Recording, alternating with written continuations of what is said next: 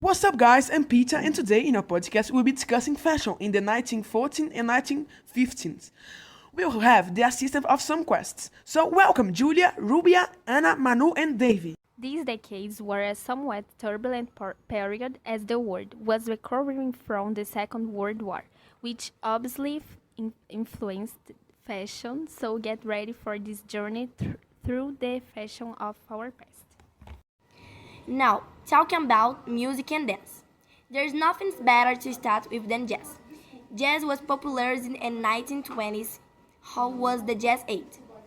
Great names in jazz emerged during this time, such as Louis Armstrong and Duke Ellington. Bebop was an important evolution of the jazz in the 1940s, with musicians like Charlie Parker and Dizzy Gillespie. And one of the riffs that influenced this new style the most was the blues, with where they sung the African Americans sang while working on slave and of American farm. Another good one we can't forget is rock and roll, or simply rock.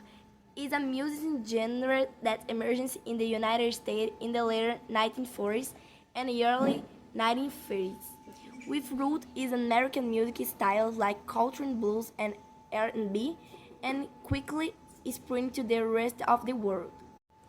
Bill Haley, Chuck Berry, and the one I completely love, Elvis Presley, who's definitely still a legend, were very popular names in that time due to their rock career.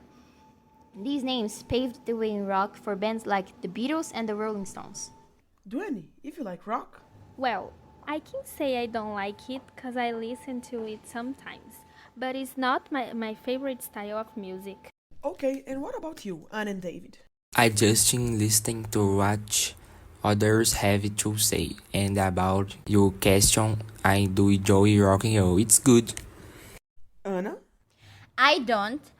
I think there are. I know good songs of this type, but I will respect your decision. Anna, your opinion doesn't count. You barely listen to this king of music. Okay, since you like so much, could you tell us something about dances in this decade?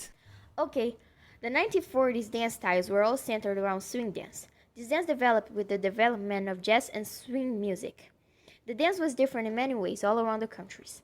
Professional ballroom dancing, as opposed to everyday dancing, began to take a form of entertainment and artistic sport during the 40s, thus officially marking the birth of dance sport. The 40s was a crucial decade for American dance, crystallizing the experiments of the two previous decades and establishing the dominant forms of dance until the 1970s. In this era, the types of music influenced everything. This is why swing dance has such an emphasis on it in this decade. Guys, did you know that there was a famous dance style that people danced without any control of the dance moves because typically the dances were drunk? I think it's a funny dance style of the time. Okay. She talked about the dance styles in the 40s, but what about dance styles in the 50s? The fabulous 1915 represent a real watershed in the history of dance. The dances of the decade were fun and innovative, and reflected the evolution of the times. The spread of television allowed millions of viewers to see the favorite songs performed for the very first times and consequently Ason pick up the dance step that accompanied them. It's precisely for this reason that certain dances acquired an unprecedented popularity. Dances such as the medicine, the stroll, and the hand jive. In a complex time, the USA was preparing for World War II.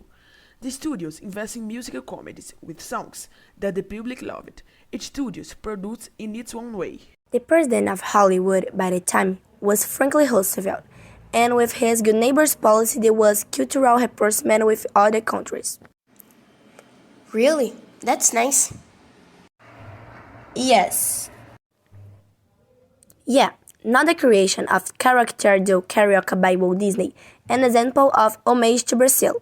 Wow, how come I never thought of this before?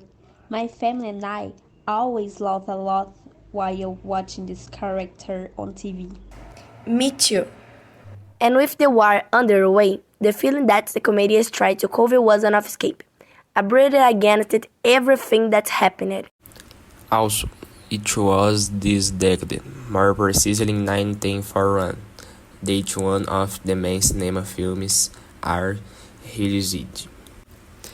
Citizen Kane would become one of the greatest examples the evolution of techniques, and its director Orson Welles would become famous. It's still a great movie, and it's nominated for an Oscar for Best Actor, Best Film, Best Original Screenplay, Best Original Soundtrack, and their authors, but too many for to remember. There were also many movies recognized at the time, such as The Great Director, 1914 by Charles Chaplin, and Rebecca, 1914 by also famous director Alfred Hitchcock. And in the 50s, musicals reached their peak, with the release of one of the main and most talked about films of the classical era, Singing in the Rain, 1952, considered a great masterpiece of the genre. It was also in this decade that one of the most notable figures in cinema established himself.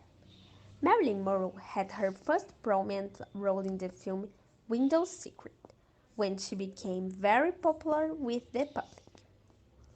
Another important actress of the time was Audrey Hepburn, also a symbol of the classical era.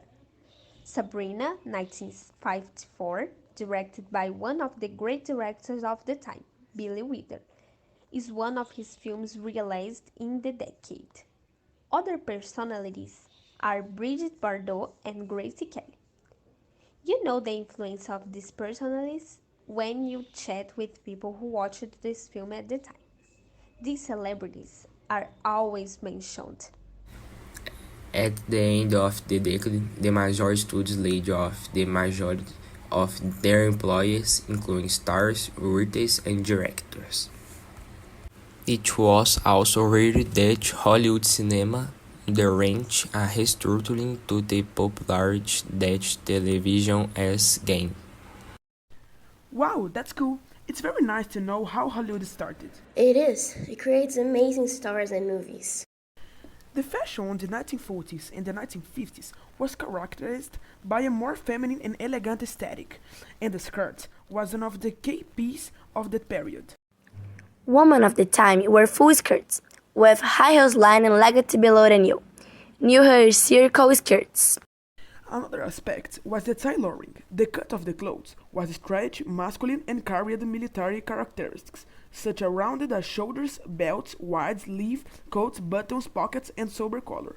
Fabrics that was heavy, and to add more femininity of the look, belts and collars were worn over coats of the sympathies of the waist. Fashion in the 40s and 50s was extremely important in various aspects. Among them, it was the starting point for the freedom of women's clothing, because thanks to the revolutionary clothes of the time, women in general innovated in the way they dressed. Now, since time is running out, economy is the last but not least. The 1940s saw a period of reconstruction in the war-torn regions, while the 1950s experienced economic prosperity in many Western countries, fueled by industrial growth, consumerism, and the technology advances. This era also saw the establishment of international institutions like the World Bank and the International Monetary Fund (IMF) to promote economy stability and development. Okay, that is for today. Thanks a lot of guys of Thank for the listening for listeners.